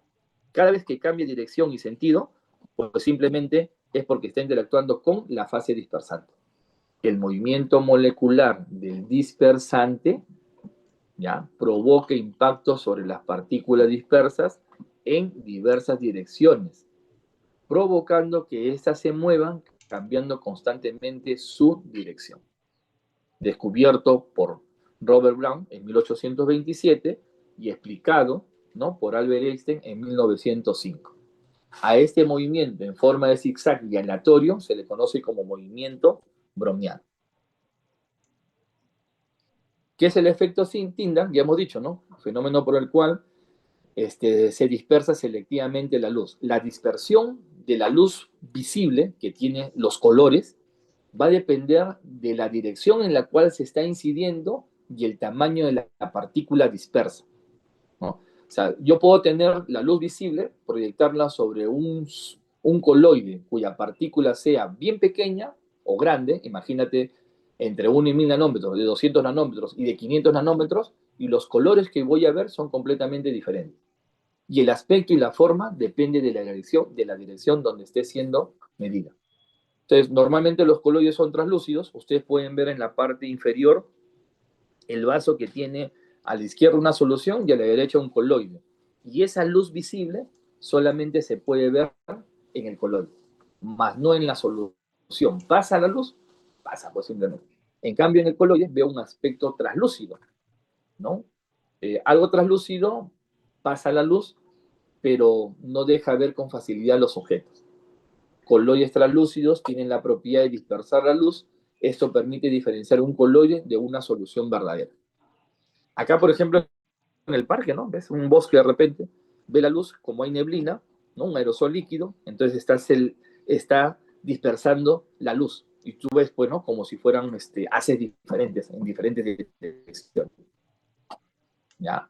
A este paso de la luz tipo A se le conoce como efecto Tyndall, estudiado pues por John Tyndall en 1869. Los coloides normalmente que estudiamos, ¿ya?, son aquellos coloides donde la fase dispersante es un líquido. ¿Ya? Esos son los coloides más utilizados o más comunes, ¿ya? Pero podemos clasificarlo de acuerdo a si tiene o no afinidad con el medio dispersante.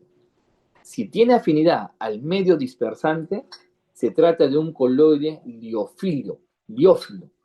Y si es poca la afinidad o nula la afinidad, se trata de un coloide liófobo, ¿no? Filios viene de afinidad, de amor, ¿no? ¿Ya? Y fobofobia, de terror, ¿no? Ya, no afinidad. Entonces, un coloide liófilo es aquel que existe afinidad entre la fase dispersante y la fase dispersa. Si la fase dispersante es el agua, el coloide es hidrofílico, ¿ya? Hidrofílico, o hidrofilos en general. Entonces, en estos, la fase dispersante es el agua. Si la fase dispersante es el agua y no existe afinidad con ella, entonces hablamos de coloides hidrofóbicos, miedo, terror al agua. ¿Ya? En este caso, dice el coloide, el medio dispersante es el agua. Ejemplo, la leche. Pero si es hidrofóbico, ¿cómo se forma el coloide? Si no hay afinidad entre la fase dispersa y dispersante. Lo que pasa es que hay un intermediario entre ellos dos. Y ese intermediario permite que el coloide se pueda formar. Por ejemplo, en la leche hay una proteína llamada caseína entre la parte grasa de la leche y la parte líquida, la solución del agua, que permite que se pueda formar este coloide llamado así, ¿no? Llamado leche. Es un coloide hidrofóbico. Ya, hidrofílico, pues de repente la sangre, ¿no?, las plaquetas, todo eso son solubles, ¿no? Fácilmente tiene afinidad entre ellas. ¿no? Existe una dispersión. Entonces, acuérdate, ¿no? Coloides hidrofílicos, hidrofóbicos, siempre y cuando la fase dispersante sea el agua. En general, si hay afinidad hacia la fase dispersa, son coloides liofílicos. Y si no existe, son coloides liófobos. ¿Ya? Y justo como es el agua, normalmente hablamos de un coloide, ¿no? Un coloide hidrofílico, hidrofóbico, que es estable y el otro es inestable, ¿no? Entonces, y es aquí en algo muy en particular donde se habla de las famosas micelas, ¿ya? Por ejemplo, a la izquierda tenemos un coloide hidrófilo, que es estable, o sea, se estabiliza entre la fase dispersante y la fase dispersa. En cambio, en un coloide hidrófobo, las partículas coloidales micelas, ¿no? Las partículas coloidales, para que se pueda unir con el agua, ¿no? O sea, la partícula coloidal con el agua se pueda juntar, existe alrededor acá, ¿sí? Existe en el caso de la leche, una proteína, en el caso del huevo, una albúmina, ¿no? O sea, un agente que se llama así, agente emulsificante. El agente emulsificante es quien permite la formación de estos tipos de coloides hidrofóbicos, ¿ya? Y por lo tanto, la especie que se está formando recibe el nombre de micela. Es una micela. Partícula coloidal, ¿ya? Partícula coloidal, ¿está bien? Y acá tenemos pues al agua, la fase dispersante, la fase dispersa del centro, para que pueda interaccionar. Lo que tú ves ahí como una esferita y una cola, cabeza y cola, viene a ser el agente emulsificante. Y ese agente emulsificante es quien permite la formación de este tipo de coloide hidrofóbico. ¿Ya? Entonces, bastante interesante porque son coloides, de repente, en nuestra vida diaria que utilizamos, algunas mezclas coloidales, o que se encuentran en nuestro organismo, ¿no? Y desde el punto de vista bioquímico, son los que tienen bastante interés. Existe una clasificación para los coloides, dependiendo de la fase dispersa en la fase dispersante. Ya hemos dicho que toda dispersión de gas en gas es una mezcla homogénea, es una solución. Por lo tanto, no correspondería a un coloide. Fase dispersa y fase dispersante son gases, son soluciones, se acabó. ¿Ya? Ahora tenemos nosotros tipos de coloides. Si, por ejemplo, la fase dispersante es un gas, la fase aparente del coloide, a ver acá, si la fase dispersante es un gas, la fase aparente del coloide es un gas. ¿Quién determina la fase aparente? Pues siempre será la fase dispersante. Repito, la fase aparente de la mezcla siempre lo determina la fase dispersante. Estamos en coloides. Entonces, en un coloide, ¿quién determina la fase aparente? Pues la fase dispersante, el medio continuo. Si el medio continuo es un gas, la fase del coloide será gaseosa. Si es un líquido, será un líquido la fase aparente. Si es un sólido, será sólido la fase aparente. Mientras que la fase dispersa puede ser sólido, líquido, gas, una sustancia o un agregado molecular. Si un líquido se dispersa en un gas, ¿ya? Gotitas de agua en el gas, aerosol o aerosol líquido. ¿Ya? ¿Está bien? Entonces, acá le agrego tipo de aerosol líquido, por si acaso aerosol líquido, o simplemente aerosol, no hay problema, o simplemente aerosol, ¿ya? Aerosol líquido, o simplemente aerosol. Pero si es un sólido, partículas sólidas, imagínate polvo, tierra, humo, de haber fumado de un vehículo, disperso en el aire, en un gas, se llama aerosol sólido. Acá sí es obligatorio poner aerosol sólido. Arriba aerosol o aerosol líquido. Abajo es obligatorio aerosol sólido. Ejemplo, el humo, pues, ¿no? Si un gas está disperso en un líquido, se llama espuma. Si un líquido está disperso en el líquido, se llama emulsión. Líquido en líquido, emulsión. Ya hemos dicho, la leche, ¿no? La mayonesa. Si un sólido está en un líquido, se llama sol o pasta. ¿Está bien? La fase dispersante líquida, gas en líquido, espuma. Líquido en líquido, emulsión. Sólido en líquido, sol. Ejemplos: la crema batida, la crema de afeitar, espuma, ¿no? Espuma de una cerveza. ¿no? Espuma. La espuma de repente,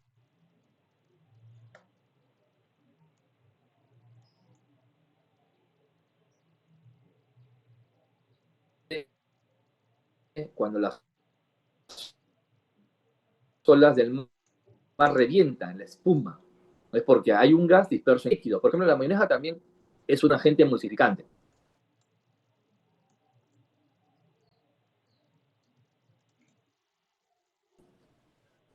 ¿Qué tipo de coloide es? ¿Hidrofílico o hidrofóbico? Como hay un agente de texturas, sólidos, partículas, la tinta de sol. Si un gas, mira, la anterior era espuma, pero ahora como la fase dispersante es sólida, le agrego sólida. Líquido en sólido, emulsión sólida, arriba la emulsión. Si ahora es un sólido en sólido, arriba decía sol, acá digo sol sólido. Ejemplos de espumas sólidas, malvaviscos, la piedra pómez, la esponja, la emulsión sólida, mantequilla, ¿no? La gelatina, gel también, la gelatina. Y el sol sólido, piedras preciosas como el rubí, el ópalo, las aleaciones, etc. Entonces, esta es la clasificación de los sistemas coloidales. ¿Cuántos tipos de sistemas coloidales tenemos? En total hay 8, ¿no? 1, 2, 3, 4, 5, 6, 7, 8.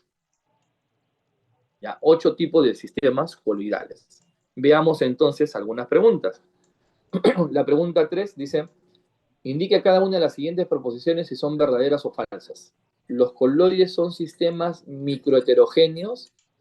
Es heterogéneo, pero como usamos el microscopio para poder, entre comillas, ver, visualizar a la partícula coloidal, sino microheterogéneos, cuyas partículas con el tiempo pueden sedimentar o no sedimentar. ¿De quién es la característica de sedimentación? ¿De un coloide o de una suspensión o de una solución? De una suspensión. Entonces, en el tiempo son estables. ¿Ya? Son estables. Falso. ¿Está bien? Es falso, pues, ¿no? ¿Ya? Son estables. ¿Y cómo podemos, pero las partículas se están moviendo en un coloide, tiene movimiento browniano, ¿no? En un coloide líquido, un coloide gaseoso, las partículas tienen movimiento. Y nosotros pensaríamos, si tiene movimiento, tarde o temprano se encuentran dos partículas. Y si estas se van a encontrar, fácilmente se pueden aglomerar. Entonces, en el tiempo, esperaría yo que se aglomeren cada vez, tengan un mayor tamaño, un menor tamaño y sedimentarían, pues, ¿no? Pero sin embargo, no sucede ello. ¿Por qué? ¿Quién me dice por qué? ¿Por qué no se da eso? Porque algo tienen las partículas coloidales en su superficie. Dime, ¿qué tienen? Vamos, dime, ¿qué tienen? Correcto, cargas superficiales. Al tener cargas en la superficie, positiva o negativa, estos coloides, estas partículas coloidales, al encontrarse por el movimiento, simplemente repulsión, repulsión, repulsión, y no sedimenta, estable en el tiempo. Vuélvelo inestable. ¿Qué tienes que hacer? Retirarle esa carga superficial, pues, ¿no? Ya, muy bien. Un agente emulsificante acuoso permite que exista un coloide hidrófobo. Lo hemos visto, ¿no? Los coloides hidrófobos son aquellos que no tienen afinidad hacia el agua. Para que se pueda formar ese coloide, llamado emulsión líquido en líquido, tiene que haber un agente emulsificante. Entonces, un agente emulsificante acuoso, porque es agua, permite que exista un coloide hidrófobo verdadero. Siguiente. Ciertos tipos de aceros son mezclas coloidales, por lo tanto, experimentan el efecto Tyndall. A ver, si hablamos de un coloide de aceros, ¿no? También tipos de aceros son soluciones también, pero también hay coloides, ¿ya? La fase aparente del coloide, ¿qué vendría a ser? ¿Sólido, líquido o gas? Si ya me dijo aceros, ¿qué vendría a ser? La fase dispersante y la fase aparente. Sólido, ¿sí o no? Sólido, correcto, muy bien, Rodrigo, sólido, ¿no? Entonces, hemos dicho que el efecto Tyndall es la dispersión selectiva de la luz por parte de las partículas en un coloide y que se presenta en coloides líquidos o gaseosos. En este caso, ¿se presentaría el efecto Tyndall? No. Sería entonces falso. ¿Ya? Entonces, la clave debe de ser enano. Siguiente. Respecto a los coloides, indique qué proposiciones son correctas. Las dispersiones coloidales pueden ser sólidas, líquidas o gases. Eso es cierto, ¿no? Sólidas, líquidas o gases. Las partículas coloidales son tan pequeñas que no dispersan la luz. Son tan pequeñas que no dispersan o sí dispersan. ¿Sí, no? Entre 1 y 1000 esperaría que sí. Líquidas y gases, ¿no? No dispersan, falso. Sí dispersan. Ya. 3. El efecto Tyndall es el fenómeno de precipitación. El efecto Tyndall es la dispersión selectiva de la luz. Falso. Entonces, ¿cuáles son correctas? Solo una. Siguiente. Da los sistemas coloidales, niebla, pintura y mayonesa. Indique en qué estado de agregación se encuentra la fase continua. Si me dice en la fase continua, es la fase dispersante. Y entiéndase que la fase dispersante o bien es sólido, líquido, gas. ¿Ya? En el caso de la niebla, neblina, vaho, ¿quién es la fase continua? Niebla son gotitas de líquido dispersos en el aire. Sería gas. Muy bien. Pintura. La pintura, ¿no? ¿Qué es la pintura? ¿No? Partículas sólidas dispersas en un líquido. Y la mayonesa o mayonesa. Claro, se trata de una emulsión, ¿no? Y la emulsión es líquido-líquido, ¿no? Entonces también, ¿no? Debe ser líquido. Respuesta. Gas, líquido, líquido. Ya Rodrigo me puso la clave por acá. La C. Muy bien. Siguiente. ¿Verdadero o falso? A la siguiente proposición. La emulsión, ya tú ya sabes, es un sistema coloidal de un líquido disperso en un líquido, por supuesto. Emulsión. La espuma es un sistema coloidal de un líquido disperso en un gas. Líquido en un gas o gas en un líquido. Como la espuma. La ola de mar revienta y se forma la espuma, porque el gas quedó atrapado en el líquido, se dispersó. O sea, el gas en el líquido, no líquido en gas. Si es líquido en gas, es aerosol. Líquido en gas es aerosol. Gas en líquido es espuma. ¿Cómo sería esta proposición? Falso. La niebla es un sistema coloidal de gas en un líquido.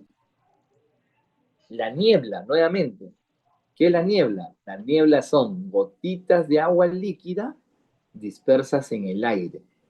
De líquido en gas. ¿Dice gas? En líquido, ¿sí o no? Gas en líquido sería la espuma. De falso también. Clave. ¿Hay o no hay? La B, ¿no? Muy bien. Gracias. Siguiente. ¿Cuál de las siguientes proposiciones son verdaderas respecto a los coloides? ¿Se pueden clasificar como liofílicos y liofóbicos? Sí, ¿no?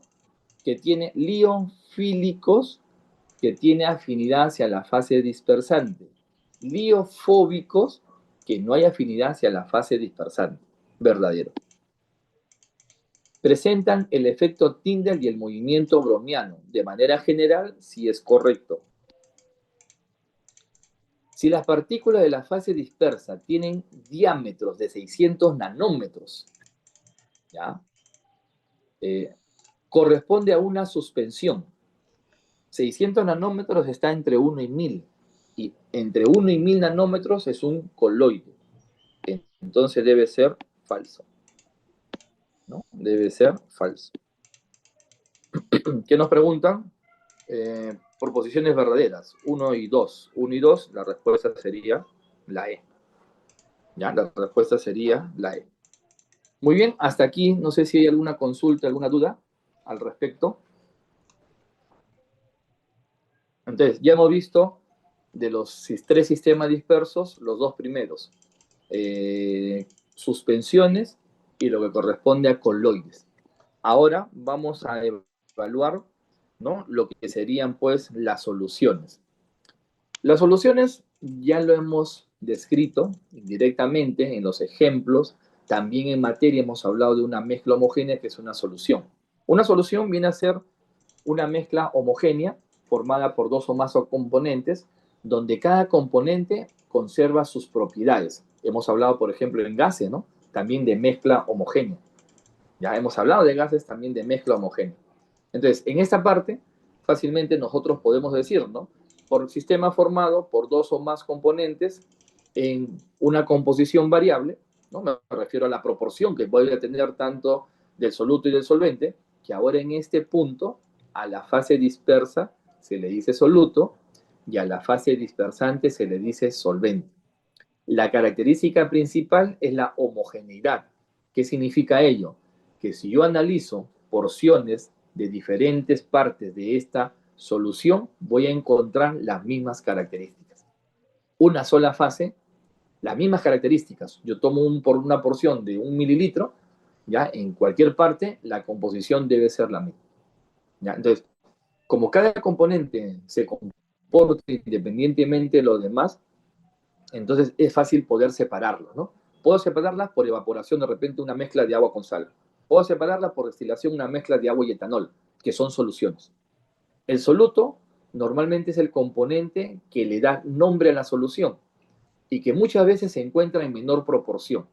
El solvente, ¿ya?, es quien permite la dispersión y le da la apariencia o el estado físico a la solución. Y por lo general se encuentra en mayor proporción. En ambos casos, soluto y solvente, puede tratarse de un sólido, una sustancia líquida, o puede tratarse de una sustancia gaseosa.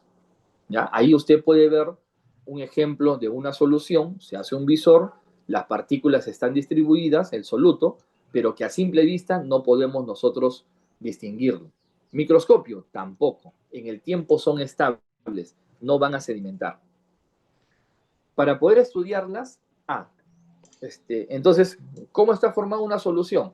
Una solución está formada por un único solvente. Acuérdate de esto, hay un único solvente y pueden haber uno o más solutos. En una solución puedo tener un soluto sólido disuelto en el líquido, uno líquido disuelto en el líquido o un gas disuelto, sí, pues no. Por ejemplo, yo tengo agua y le agrego cloruro de sodio. El sólido se disolvió en el líquido, solución líquida, ¿no? El sólido se disolvió en el líquido y formó de repente, en este caso, si es cloruro de sodio, iones. Hablo del sólido, un sólido iónico, una solución iónica. De repente disuelve azúcar, sacarosa, sólido sólido también, el soluto sólido, perdón, se disuelve en el líquido. Entonces, hablo de una solución molecular. Entonces, ya estoy yendo para ver la clasificación. Las soluciones iónicas conducen la electricidad, las soluciones moleculares no conducen la electricidad. ¿Ya? Muy bien. Entonces, hablemos de esa clasificación. Por el número de componentes, nosotros podemos establecer soluciones binarias, ternarias o multicomponentes, ¿no? Si solamente son dos componentes, soluto y el solvente, la solución es binaria. ¿Ya? Si hablo de una solución ternaria, es porque tiene al solvente y dos solutos. Si digo una solución multicomponente, ¿no?, en términos generales, ¿qué diría? Que tiene al solvente y muchos solutos. Por ejemplo, el agua potable. Tiene agua el solvente y tiene sales disueltas, ¿no? Bicarbonato de sodio, de repente bicarbonato de magnesio, de calcio, cloruro de sodio, etc. Gases también tienen disueltos. Entonces, de acuerdo al número de componentes, esa sería pues nuestra clasificación. Es más fácil hablar de una solución binaria en cálculos, más fácil hablar de una solución ternaria, pero cuando ya es multicomponente sí que engloba pues a muchas, ¿no?, a muchas sustancias. De acuerdo al estado de agregación, hemos dicho que la fase dispersante, en este caso el solvente, indica la fase aparente de la mezcla, en este caso de la solución. Si el solvente es un gas, pues el estado de agregación sería gaseoso. Si el solvente es un líquido, el estado de agregación sería líquido. Si es un sólido, sería sólido. Mientras que el soluto puede ser gas, líquido, sólido. Toda mezcla de gases, gas en gas, es una solución. No existe sólido y líquido en un gas como solución. Por el contrario, son coloides. ¿No? Ya hemos dicho, ¿no? Sólido en un gas, aerosol sólido. Líquido en un gas, aerosol líquido. Pero gas en gas, solución. El aire, el gas natural, entre otros, ¿no? Gas en líquido, las gaseosas. Líquido en líquido, el vinagre, el etanol, ¿no? El alcohol medicinal. Sólido en líquido, una bebida azucarada, ¿no? De repente el suero, también, ¿no? Tiene cloruro de sodio, tiene sacarosa, azúcar y tiene agua. Gas en sólido, por ejemplo, lo veremos en electroquímica. Un gas disperso en un sólido, en los electrodos, ¿no? ¿No? La oclusión de hidrógeno en paladio o en platino. Líquido en sólido, para que sea una amalgama, sí o sí, el soluto es mercurio. Mercurio en cobre, mercurio en oro, mercurio en plata, ¿no? Amalgamas. Sólido en sólido se llaman aleaciones. El latón, el bronce, de repente los aceros en general, aceros y entre otros. Ya, esa es la clasificación de acuerdo al estado de agregación. Si es capaz de conducir o no la electricidad, la clasificación se realiza de acuerdo a la naturaleza del soluto. La solución es iónico-electrolítica porque el soluto es un compuesto iónico, pero se trata de una solución molecular o no electrolítica si el soluto es molecular o covalente. Entonces, las soluciones iónicas o electrolíticas son aquellas capaces de conducir la electricidad debido a que la sustancia sólida, en este caso, o líquida, cuando se disuelva en el líquido agua, ¿ya? Se formen iones. Y esos iones en movimiento permiten conducir la electricidad. El experimento más común es tener un foco con dos electrodos, de grafito puede ser, ¿no? O dos lápices, ¿no? Preparamos una solución de agua con cloruro de potasio, cloruro de sodio, ¿no?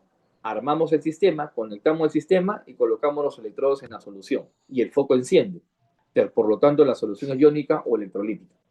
Si en caso no encendiera, la solución debe ser molecular o no electrolítica. ¿Quiénes conducen? Por ejemplo, las sales disueltas en agua, ácidos también disueltos en el agua, débiles o fuertes, ¿no? La intensidad del foco me va a decir si es débil o fuerte, bases también disueltas en agua. En cambio, una solución molecular es aquella que no conduce la electricidad, dado pues que el soluto se encuentra en la forma de moléculas y las moléculas no son capaces, ¿ya? No son capaces de conducir la electricidad. ¿Ya? No son capaces de conducir la electricidad. En el sistema, por ejemplo, colocamos agua, agregamos una cantidad de etanol, armamos el mismo sistema, introducimos los electrodos de grafito o dos placas de metal y el foco no enciende. Eso indica que la solución no conduce la electricidad. ¿Y por qué no conduce?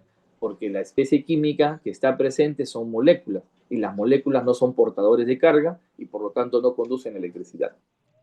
Soluciones que contienen glucosa, sacarosa, etanol, acetona, compuestos orgánicos, muchos de ellos no conducen la electricidad, o sea, no tienen capacidad de poder ionizarse.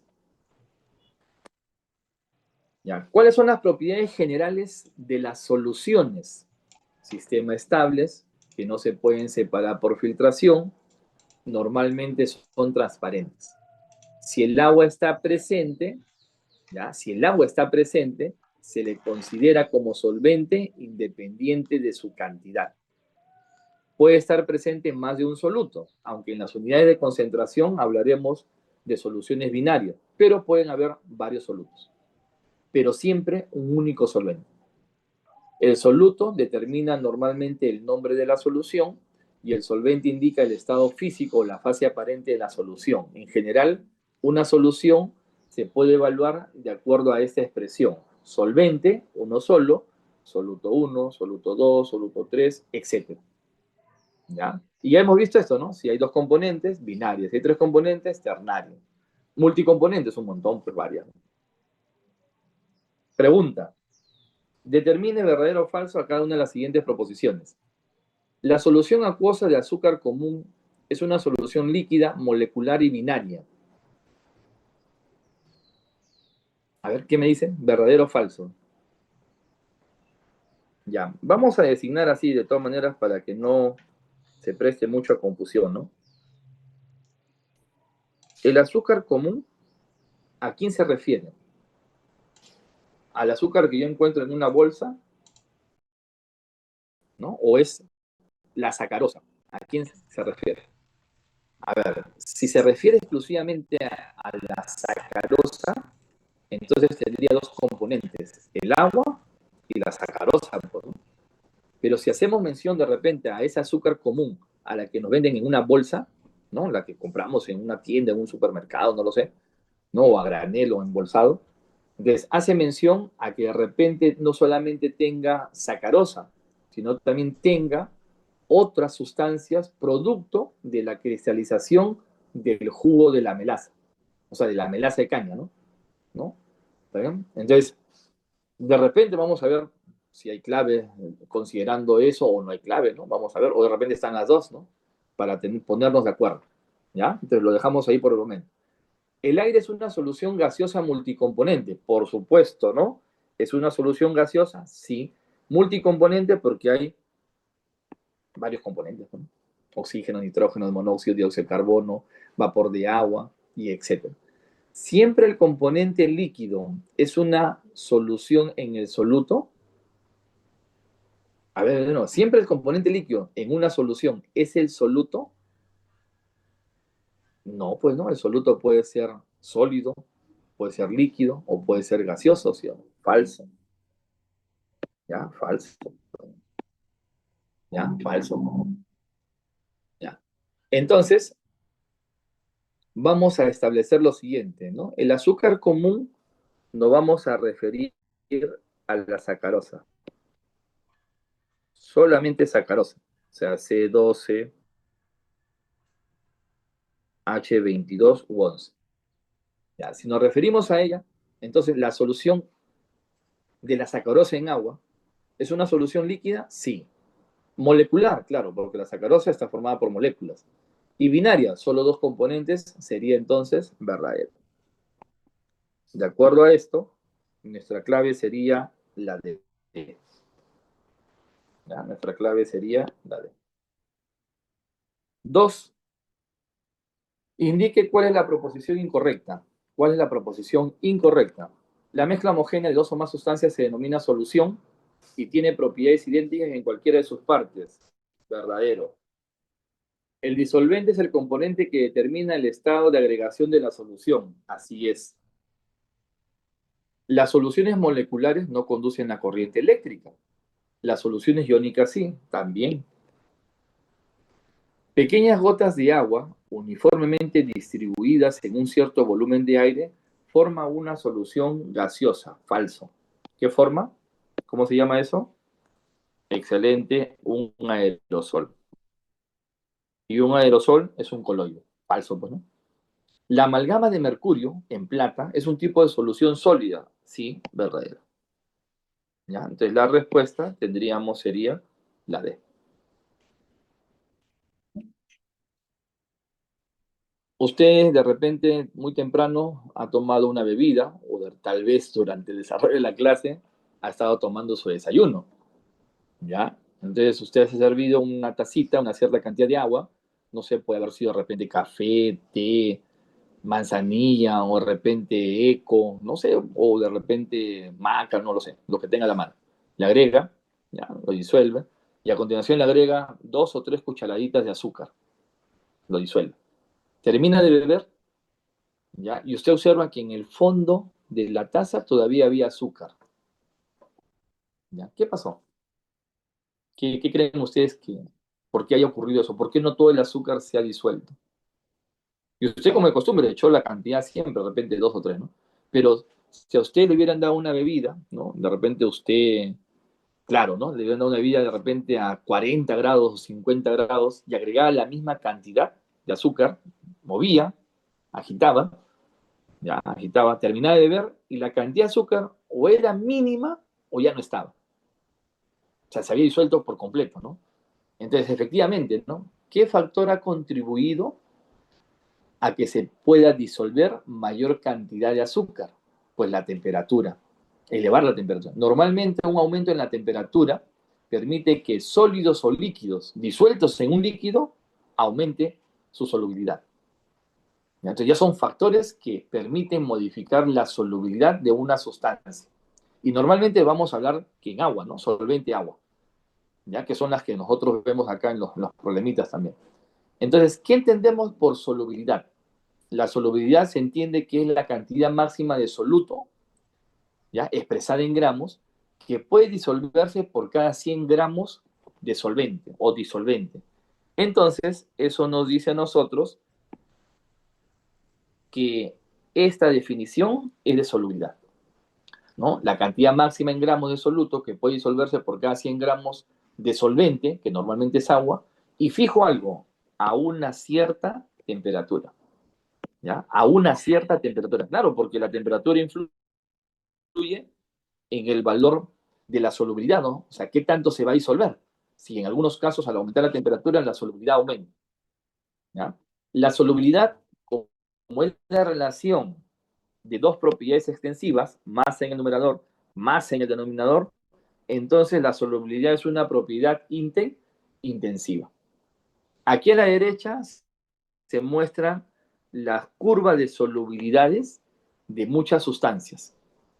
La gran mayoría, conforme aumenta la temperatura, el valor de la solubilidad está aumentando. Por ejemplo, mira el nitrato de sodio, ¿no? El nitrato de sodio tiene una curva de solubilidad que es una recta con pendiente positiva, ¿no? Y que conforme voy aumentando la temperatura a 10 grados Celsius es 80 gramos de nitrato de sodio por cada 100 gramos de agua, pero a 20 grados Celsius la solubilidad cerca a 90, 88, 89. Entonces, manteniendo la cantidad de agua de 100 gramos, ¿no? Al aumentar la temperatura se disuelve mucho más soluto, ¿no? Mira la del nitrato de plomo, mire la del nitrato de potasio, mire la del dicromato de potasio, la del clorato de potasio, la del cloruro de potasio, el cloruro de sodio. Pero observe la del sulfato de cerio 3, ¿no? De todas las que están ahí, es la única que al aumentar la temperatura disminuye la solubilidad. Entonces, si bien es cierto, hemos dicho, ¿no? Normalmente al aumentar la temperatura esperamos que la solubilidad aumente de un sólido o un líquido cuando está disuelto en un líquido. Hay casos particulares donde al aumentar la temperatura, por el contrario, la solubilidad disminuye. ¿Y quién es esa sustancia? Pues el sulfato de cerio 3. ¿Ya? Entonces, estas son las curvas de solubilidad. Y en la curva de solubilidad yo puedo saber la solubilidad de una sustancia a una cierta temperatura, ¿no? Habíamos dicho hace ratito, ¿no? A 10 grados Celsius, ¿no? La solubilidad del nitrato de sodio es 80 gramos de la sal, nitrato de sodio, por cada 100 gramos de agua. Entonces, yo puedo fijar eso, ¿no? ¿Cuánto vale la solubilidad? Uy, acá, perdón. ¿Cuánto vale la solubilidad? ¿De quién estábamos analizando? A ver, rapidito. ¿De quién es? ¿Nitrato de qué? De sodio. ¿Ya? Entonces, ¿cuánto vale la solubilidad del nitrato de sodio? ¿A qué temperatura vamos a leer? A la temperatura de ¿cuánto? De 10 grados Celsius. ¿Ya? A la temperatura de 10 grados Celsius. Entonces, estoy dando las condiciones a las cuales se está llevando a cabo la lectura. ¿Cuánto vale ese valor? Allá, me voy a tabla nuevamente, trazo una línea vertical que intersecte la curva, ¿no? Y luego una horizontal, y luego una línea horizontal, se perdió. A ver, una vertical, intersecta, ¿no? Y ahora tendríamos una horizontal, y resulta que vale 80 gramos. Entonces, esto es igual a 80 gramos de la sal nitrato de sodio, que puede disolverse como máximo en cuántos gramos de disolvente, en 100 gramos de agua. ¿Ya? ¿Qué significa esto? ¿Cómo lo interpretamos? Que si usted tiene un recipiente que contiene 100 gramos, ¿ya? 100 gramos de agua, o sea, el solvente, entonces, ¿hasta cuánto de nitrato de sodio puede disolver? ¿Cuánto? Espérate, faltó algo, espérate que faltó algo. Tú ya te diste cuenta, profesor, tiene que fijar la temperatura. Excelente, excelente que te hayas dado cuenta. Ah, ya, entonces fije usted la temperatura a 10 grados Celsius. Entonces, ¿cuántos gramos de nitrato de sodio en 100 gramos de agua puede disolverse a 10 grados Celsius? Máximo, ¿cuántos? ¿Quién me dice? ¿Cuánto? 80 gramos. 80 gramos como máximo. Si yo le agrego 20, si se disuelve 30, 40, 50, 70, 80. ¿Qué pasa si yo le agrego 90 gramos? ¿Qué pasará si yo agrego 90 gramos? Ah, si yo le agrego 90 gramos, ¿cuánto se disuelve de dicha sal nitrato de sodio? Vamos, díganme, ¿cuánto se disuelve dicha sal? Solo 80 gramos. Muy bien, Diego. Solo 80 gramos. ¿Ya? Solo 80 gramos. Correcto, solo 80 gramos. Profe, disculpe, ¿por qué el sulfato es serio? 2 tiene, serio 3 creo que era. ¿Ya? Tiene menos solubilidad, mayor temperatura. Ah, ya, lo que pasa es que la solubilidad de este caso es endotérmica, es exotérmica. Ahorita vamos a explicar eso justo con la temperatura. ¿Ya? Porque es exotérmica. Ya, entonces, ¿qué tendríamos acá? Por ejemplo, yo voy a hacer acá, voy a poner algo así. Yo le agrego 20 gramos del nitrato de sodio. ¿Ya? Mi pregunta es, a 10 grados Celsius, en 100 gramos de agua, ¿disuelve o no disuelve? Disuelve, correcto. Otro experimento, agrego 80 gramos de nitrato de sodio. ¿Disuelve o no disuelve? Sí, disuelve. Muy bien. Agrego ahora 90. Voy a hacer así nada más. ¿Ya? 81 gramos, nada más. 81 gramos. ¿Disuelve o no disuelve? Entonces acá sí hay un análisis, ¿no? ¿Qué me dijo usted? Solo disuelve 80 gramos. 80 gramos disuelto. ¿Y un gramo? ¿Y un gramo? Un gramo, ya está bien, no disuelto. ¿Y dónde está ese gramo? ¿Y dónde está ese gramo? Un gramo no disuelto. Voy a escribir acá de nuevo.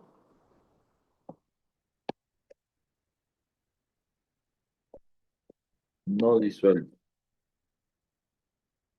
¿Dónde está ese gramito que no está disuelto? En el fondo, muy bien, ¿no? Ya, o sea, se dice que un gramo cristaliza.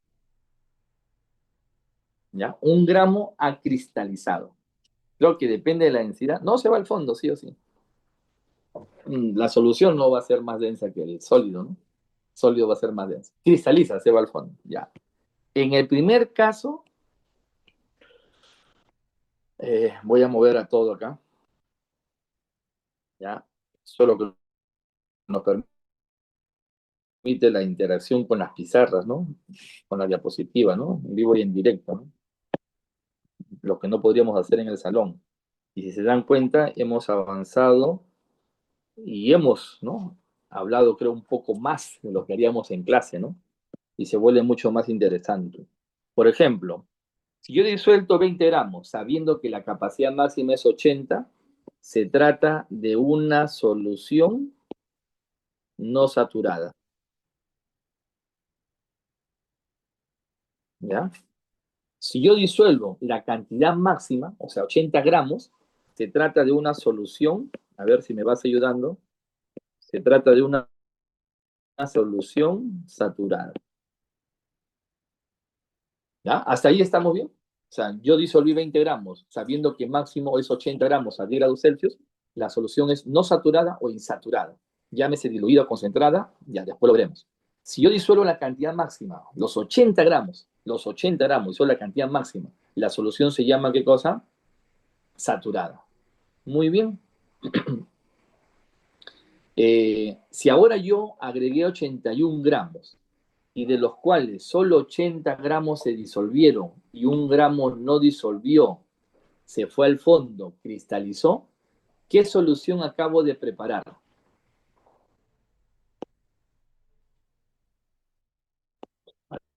Atención acá. ¿Qué solución acabo de preparar? Excelente. Una solución saturada. ¿Ya? Es una solución saturada. ¿Por qué saturada? Porque siguen estando 80 gramos disueltos, pues, ¿no? Y 1 gramo no disuelto. En las soluciones saturadas se tiene la cantidad máxima. ¿Ya? Se tiene la cantidad máxima.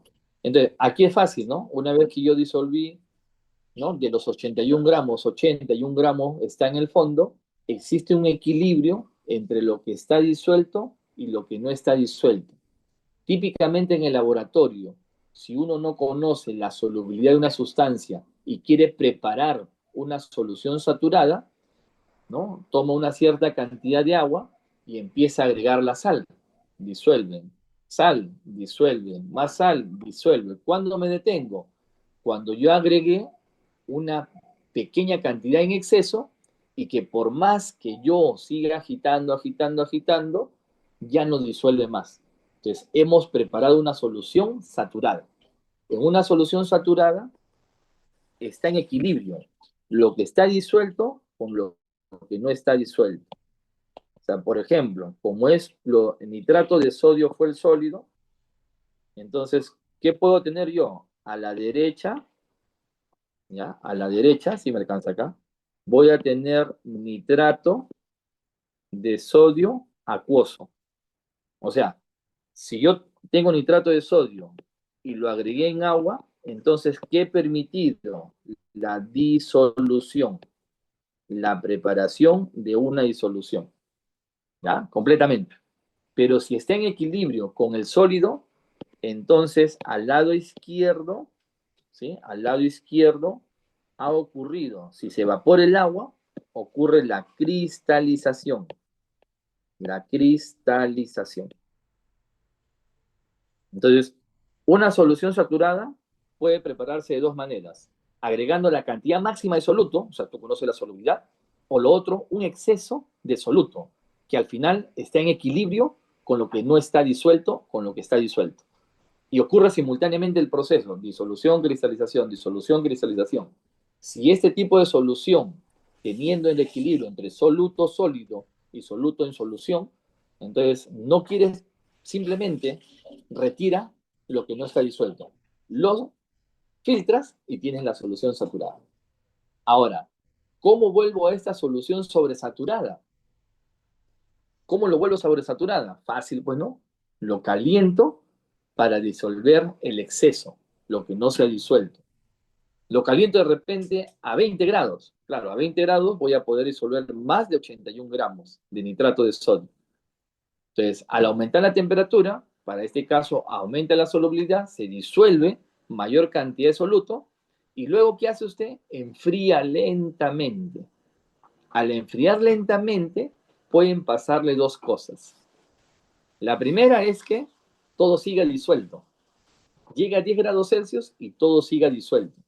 Si todo sigue disuelto, entonces usted tiene más soluto disuelto que lo que indica la solubilidad y por lo tanto es una solución sobresaturada. O puede pasarle lo segundo, ¿no? Que como es una solución que conforme se va enfriando, ¿ya? Y pueda volverse metestable, entonces el exceso pueda simplemente cristalizar de nuevo. ¿Ya? Entonces, por eso las soluciones sobresaturadas se calientan, se permite disolver la cantidad excesiva, se vuelve a la temperatura referencial y se hace un enfriamiento lento, lento. Las soluciones sobresaturadas que se preparen son metestables, son inestables. Basta un movimiento brusco o la adición de una semilla, ¿no? De un sólido semilla, para que el resto pueda, ¿qué cosa? Cristalizar. Entonces, desde este punto de vista de las solubilidades, nosotros vamos a hablar de tres tipos de soluciones: saturada, sobresaturada e insaturada. Y dentro de las insaturadas podemos hablar, no mencionar que es diluida o concentrada. Acá, por ejemplo, tenemos la gráfica, ¿no? Me preguntaba su compañero, normalmente, si la solubilidad aumenta con el aumento de la temperatura, es porque la disolución es endotérmica. Entonces, vamos a hablar acá, ¿no? Yo tengo a soluto, sólido, ¿ya? Izquierda, derecha. A la derecha se disuelve, a la izquierda cristaliza. Entonces, si le agrego calor, ¿ya? Entonces quiere decir que el equilibrio se está yendo más hacia la derecha. Y si yo aumento la temperatura al irse a la derecha, permito que se disuelva más soluto sólido en el líquido.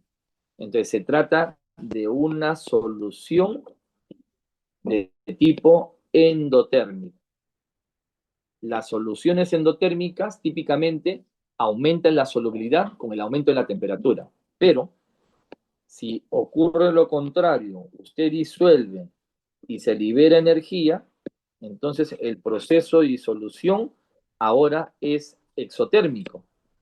Entonces estamos hablando de una disolución de tipo exotérmico. En el caso de una disolución exotérmica, al aumentar la temperatura, la solubilidad disminuye. De repente me adelanto, parecido al principio del Chatelier, ¿no? En el primer caso, si calientas, va a la derecha. En el segundo caso, si calientas, va a la izquierda. Si va a la derecha, ya lo hemos dicho, ¿no? A la derecha se llama disolución. Uy, perdón. Ya, ahora sí. Ya, se forma una disolución y a la izquierda se llama cristalización. ¿Está bien? Repito, ¿no? A la derecha ocurre la disolución y a la izquierda ocurre la cristalización. La disolución, entiéndase, que se disuelve mayor cantidad de soluto en el líquido, en el agua. Y la cristalización, el soluto que está disuelto empieza a volverse sólido, ocurre la cristalización. Entonces, en una disolución endotérmica, si yo aumento la temperatura, se va hacia la derecha. Entonces, hay mayor soluto sólido disuelto en el líquido. Pero si fuera exotérmica, al aumentar la temperatura, hay menos soluto disuelto en la solución. ¿Por qué? Porque se fue a la izquierda, está ocurriendo la cristalización. Entonces, eso es lo que se puede apreciar en las gráficas, ¿no? Acá. De todas ellas, la del sulfato de cerio 3 es de tipo exotérmico y las otras son disoluciones de tipo endotérmicas. ¿Ya? Entonces, esa es la clasificación de las soluciones de acuerdo a la concentración, saturada, insaturada o no saturada y sobresaturada. ¿No? Mire usted que tiene usted acá la curva de solubilidad a una cierta temperatura, usted puede hacer diferentes comparaciones. En este caso se está tomando 80 grados Celsius. Si se intersecta la curva, ya si se intersecta la curva, entonces eso debe de corresponder a lo que es la solución saturada. O sea, la solución saturada es el dato de la solubilidad. Si tiene una concentración por debajo de la saturada, de la solubilidad, se dice que es una solución insaturada. Puede ser diluida o concentrada. Pero ojo, lo que escucho, lo que estoy diciendo, ya casi para terminar, si presenta disuelto, una cantidad mayor de la que me indica la solubilidad, la solución será sobresaturada, toda esta zona. Repito, para que sea una solución sobresaturada, debe tener disuelto, ¿ya? Debe tener disuelto mayor cantidad de sólido de lo que me indica su solubilidad. Si la solubilidad dice 20 gramos por cada 100 gramos de agua, yo tengo 21 gramos. Todo disuelto, los 21 gramos, es sobresaturada y a la misma temperatura. O sea, estamos comparándolo siempre, ¿ya? Siempre se compara a una misma temperatura. ¿Ya? Muy bien, no sé si hay alguna pregunta hasta acá. ¿Alguna consulta? Acá tienen algunas consideraciones. Solución insaturada, denomina diluida, ¿no? Concentrada. Si agrego más soluto a una saturada, este ya no se disuelve y se formará un sistema heterogéneo. ¿Ya? Una solución sobresaturada en general no puede obtenerse por agitación. ¿Ya? Es un proceso de disolución endotérmico, el soluto debe disolverse a una temperatura alta y luego debe enfriarse. ¿Ya? Ninguna pregunta. Y ahí el ejemplo de la clasificación, ¿no? Tomando como punto de partida la temperatura de 20 grados Celsius, ¿sí? Y la sal, nitrato de potasio, a 20 grados Celsius en el punto C, usted puede notar en el punto C que se tiene el dato de la solubilidad, y ese dato de la solubilidad corresponde a una solución saturada, ¿ya? Por debajo de ella, solución no saturada o insaturada, y por encima de ella, si tenemos disuelto mayor cantidad de lo que indica la solubilidad, pues la solución debe de ser sobresaturada. Listo, muchachos, aquí nos vamos a quedar, vamos a detener la grabación un ratito. Recording stopped. Y ya en la parte presencial ya estaríamos avanzando pues mucho más, ¿no? Hay que cerrar todo y luego vuelven a entrar, por favor. Ya, listo, gracias, buenos días, nos vemos la próxima semana. Hasta luego, gracias.